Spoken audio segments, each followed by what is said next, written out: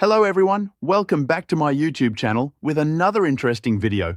And today I am going to tell you about some amazing new features which comes to iOS 18.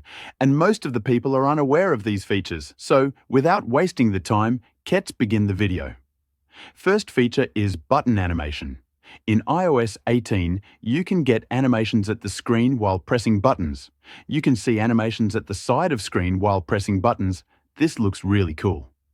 The second feature is about power off. Now you don't have to need button to power off your iPhone.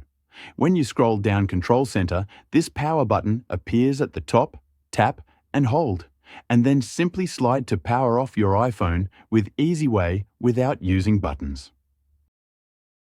Now moving to next one, this is about hide distracting items in Safari browser. When you open Safari and go to this option and select any area on the screen, that area will disappear once you tap on Hide button. This feature is helpful for you if you use websites a lot. In iOS 18, you can lock apps very easily. Simply tap and hold any app, then tap on Require Face ID. Tap on it again, and now this app is locked, and you have to use Face ID to unlock it. Now in Notes apps, you can save audio files as well.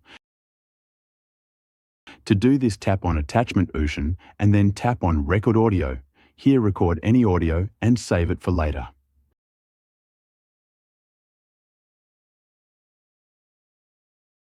In Notes app, you can also do mathematical calculations. After iOS 18 update, you have to write this way and then type =2 sign. And problem answer will be shown on the screen. This looks really cool feature to use.